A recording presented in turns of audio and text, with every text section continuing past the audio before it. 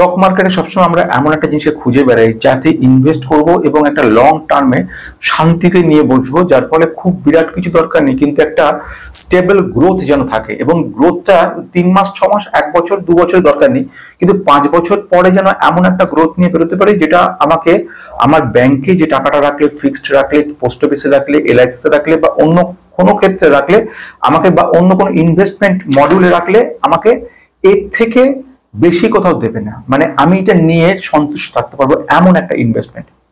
আজকে যে ভিডিওটার মধ্যে এলাম, যে ভিডিওর ব্যাপারে কথা বলতে চলেছি, ভিডিওটা দুর্দান্ত।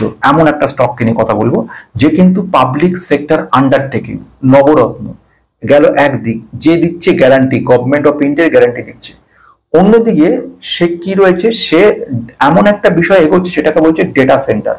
আগামী দিনের ভবিষ্যৎ ডেটা সেন্টার নিয়ে সারা বিশ্ব পাগল, এবং সেই সেন্টারে এই মুহূর্তে আমি, আপনি, আমরা যেখানে ইনভেস্ট করি না কেন একটা ভালো রিটার্ন নিয়ে আমরা বেরোচ্ছি, এটার মধ্যে দ্বিতীয় কোনো কথা নেই। কিন্তু প্রশ্ন হচ্ছে, যে কোনো ডেটা সেন্টারে অন্ধের মতো ইনভেস্ট করে নিজের টাকাটাকে নষ্ট করা, এর থেকে বোকামো বোধহয় আর কোথাও কাজ হবে না। এটা একটা হুজুক উঠছে, হুজুকে খুব সাবধান মতো ফান্ডামেন্টাল অ্যানালিসিস করে ঠান্ডা মাথায় নেওয়া উচিত। একবার কেনার থেকে 7 দিন 10 দিন অপেক্ষা করে তারপরে কেনাটা আমার মনে বেশি বুদ্ধিমানের কাজ হবে। আসা যাক সবচেয়ে ইম্পর্টেন্ট পয়েন্ট, আমি কোন স্টকের কথা বলতে যাচ্ছি। সেই স্টক কিছু বলার আগে প্রথম ঘটনা, this video is only for education purpose, no buy sell recommendation, past return cannot guarantee future performances, before investing please consult yourself or your advisor।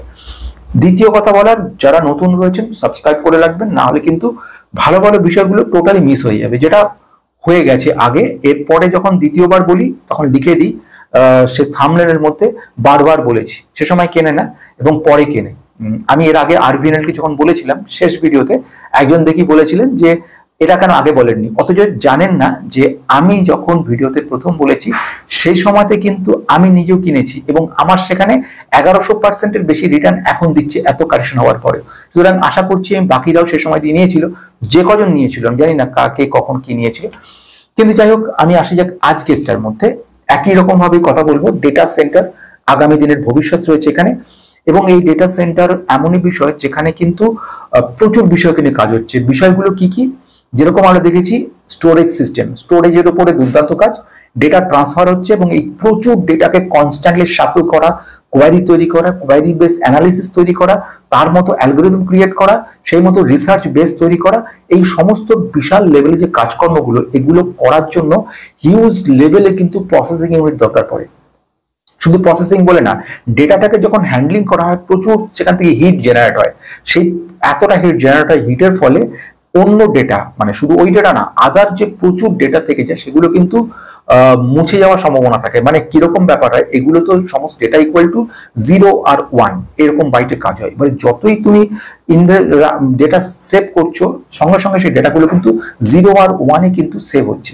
যখনই কোয়ারি করছো সেগুলো কনভার্ট হচ্ছে তোমার মেশিনে, অর্থাৎ American standard code for information interchange, আর ASCII code বলে এটাকে, অ্যাসকি কোডে ওরা কিন্তু কনভার্ট করে দিচ্ছে। এই অ্যাসকি কোড থেকে আমাদের নিউট্রাল ল্যাঙ্গুয়েজ বা ন্যাচারাল ল্যাঙ্গুয়েজে নিয়ে আসা হচ্ছে। আমরা সিম্পল দেখছি, আমরা ইন্টারনাল ব্যাপার কিছু বুঝছি না, কিন্তু প্রতি ন্যানো সেকেন্ডের মধ্যে সমস্ত কিছু কাজ করছে।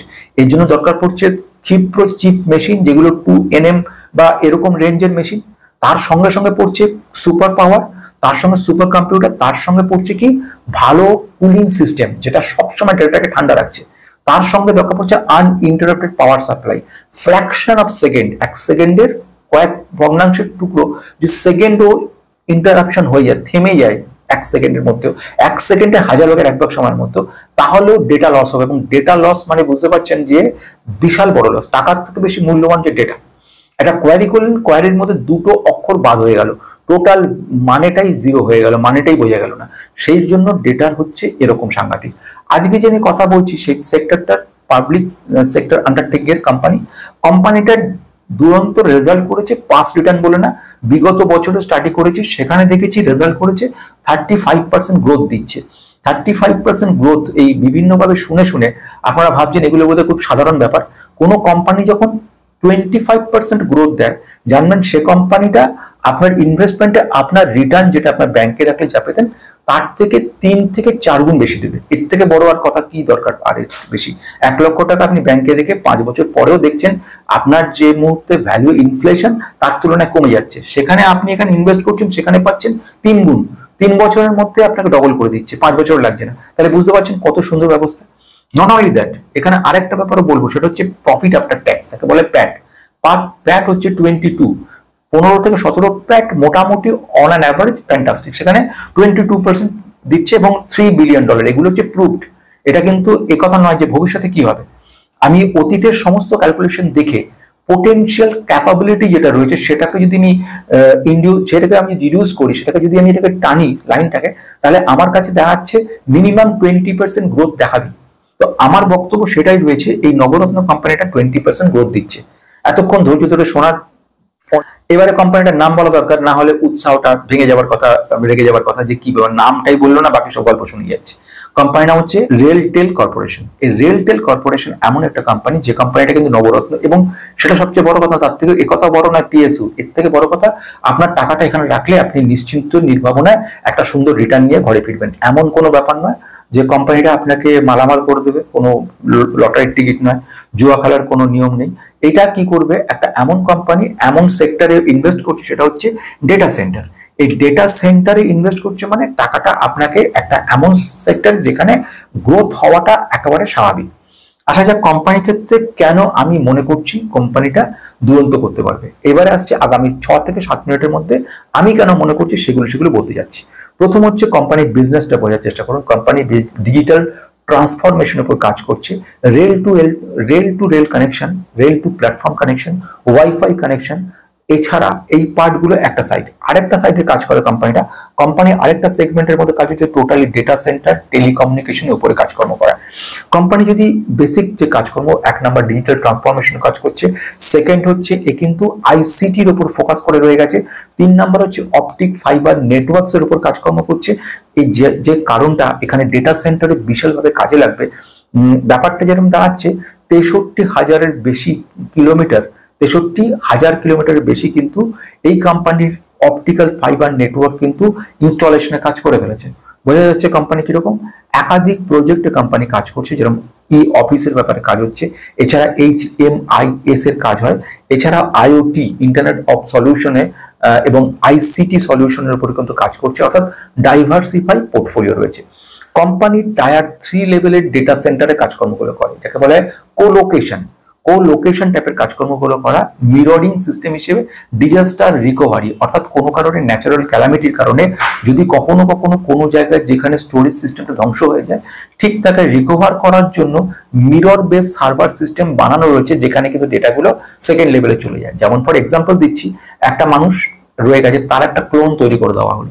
যদি কোনো কারণে অ্যাক্সিডেন্টে লোকটা মরেও যায়, ক্লোনটা তার হয়ে সমস্ত কাজ কিন্তু করতে থাকবে। ঠিক সেম ভাবে একইভাবে এখানেও একটা ক্লোনিং সিস্টেম করা থাকছে, সেখানে বলা হয় ডিআর। ডিসির একটা ক্লোন করে ডিআর তৈরি করে দেওয়া হলো, ডিআরটার মতো রইল। দিনের শেষে প্রতিদিন ডিসি থেকে আপডেটেড ডেটাটুকু নিয়ে ডিআর এ দিয়ে দেওয়া হয়, ফলে ডিআরটা চাঙ্গা হয়ে যায়। যদি কোনো রাত্রে গিয়ে দেখা যায় একটা ভূমিকম্প তৈরি হলো, সঙ্গে সঙ্গে আমরা কি করলাম, পরের দিন অন্য কোনো জায়গাতে বসে, তৃতীয় কোনো জায়গায় বসে আমরা ডিসিটা স্টার্ট করলাম, ডিআর থেকে সমস্ত রেকর্ডগুলো তুলে আনলাম এবং কয়েক ঘন্টার মধ্যে আমরা চালু করে দিতে পারলাম কাজকর্ম। তাহলে এটা হলো সাংঘাতিক ব্যাপার। রেলটেল কিন্তু এই ব্যাপারে কাজ করছে। এছাড়া আমি যেটা বলছিলাম আইসিটি সার্ভিস, এই আইসিটি সার্ভিস খুব ইন্টারেস্টিং। এখানে এস বলা IaaS কথার অর্থ হচ্ছে যেটাকে বলা হচ্ছে ইনফ্রাস্ট্রাকচার অ্যাজ এ সার্ভিস। এছাড়া কি কাজ করে প্যাস কথার অর্থ কি হচ্ছে প্ল্যাটফর্ম অ্যাজ এ সার্ভিস। এই প্যাস কোলোকেশন, ডিজাস্টার রিকভারি এবং ম্যানেজ হোস্টিং, এই সমস্ত কাজগুলো কিন্তু এই কোম্পানিটা কাজ করছে। এছাড়াও এইচডি ভিডিও প্রোগ্রাম বা কনফারেন্স এই ধরনের কাজও করে। অপারেটিং সেগমেন্ট যদি বলি, খুব শর্টে যদি বলতে থাকি, অপারেটিং সেগমেন্ট এদের দুটো ভাগে ভাগ করা যায়। একটাকে আমরা বলছি টেলিকম সার্ভিসের উপর কাজকর্ম করছে এক সাইডে, আরেক ওয়ার্ক সার্ভিসেসের উপর। এরা হচ্ছে প্রজেক্ট ওয়ার্ক সার্ভিসের উপর কাজ করে। এখন এই যে টেলিকম সার্ভিসের উপর কাজকর্মগুলো করে, টেলিকম সার্ভিসের মধ্যে কাজকর্ম বলতে কি বোঝায়, তার মধ্যে বোঝাচ্ছে যে লং ডিস্টেন্সে কভার করা, যেটা রয়েছে ন্যাশনাল লং ডিস্টেন্স কভার রয়েছে, তাছাড়া রয়েছে ইনস্টিটিউট সার্ভিস প্রোভাইডার বা ISP আমরা নাম শুনেছি সেগুলো, তারপরে IP1 কিংবা ICT, রিভার্স ডেটা সেন্টার এবং রেলওয়্যার যেটা রয়েছে, রেলওয়্যার রিটেল রয়েছে, এই সমস্ত কিছু পড়ছে টেলিকমিউনিকেশনের মধ্যে।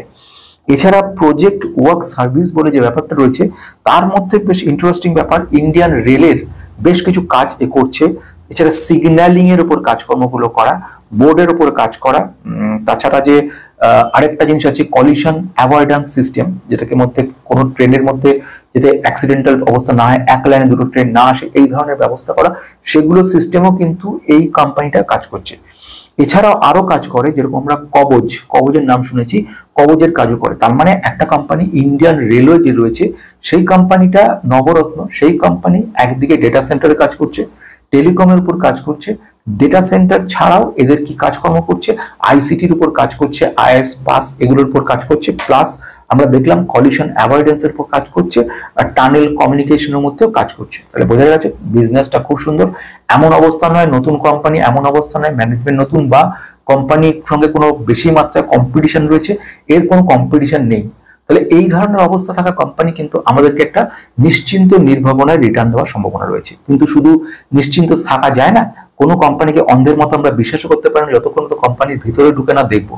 তো ভিতরে ঢুকে যখন আমরা দেখতে পাচ্ছি লার্জ ক্যাপ লেভেলের কোম্পানি, দ্বিতীয় ব্যাপার যেটা দেখার তার থেকেও বেশি গুরুত্বপূর্ণ সেটা দেখলাম, সেটা হচ্ছে কোম্পানি গ্রোথটা কিন্তু সুন্দর রয়েছে। গ্রোথ নেই অথচ কোম্পানি ভালো করছে, এটা তো হতে পারে না। যথেষ্ট ভালো রয়েছে এবং এবারে এই লাস্ট বারে আমরা দেখলাম গ্রোথটা কিন্তু রেকর্ড হয়েছে, মানে এখনো পর্যন্ত এত ভালো রিটার্ন, এত ভালো গ্রোথ দেখাতে পারিনি কোম্পানিটা, প্রথম ফার্স্ট লেভেলে এই জায়গায় পৌঁছাতে পেরেছে।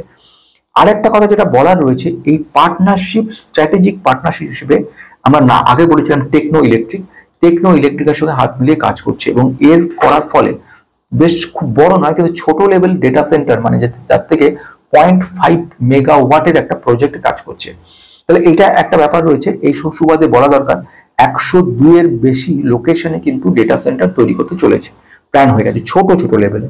আরেকটা হচ্ছে নয়ডাতে, সেখানে প্রায় 10 মেগাওয়াটের একটা কাজ করবে। এর মধ্যে 5 মেগাওয়াট ইমিডিয়েট টার্গেট রেখেছে, 5 মেগাওয়াট কমপ্লিট হওয়ার বাকিটা কাজ করবে।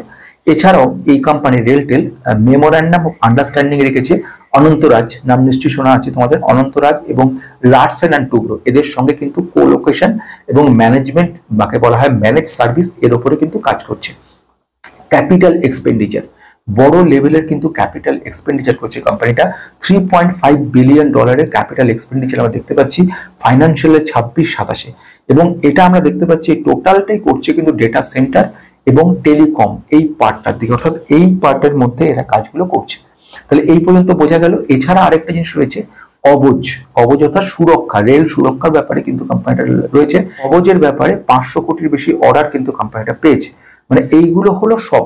এবারে যদি আমি কনক্লুশনের দিকে আসার চেষ্টা করি, আমি একটা এমন কোম্পানি জানি যে কথা বললাম, সেই কোম্পানি যে তোমাকে বিরাট রিটার্ন দেবে না, কিন্তু একটা স্টেবিলিটি দেবে, লং টার্ম ইনভেস্টমেন্টের জন্য তোমার সুযোগ দেবে।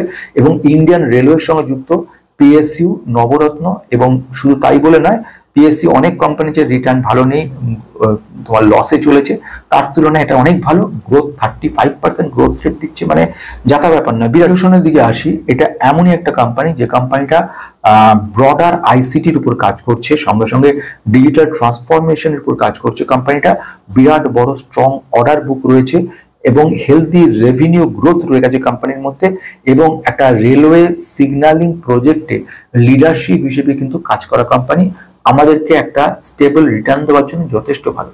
আজকের মতো।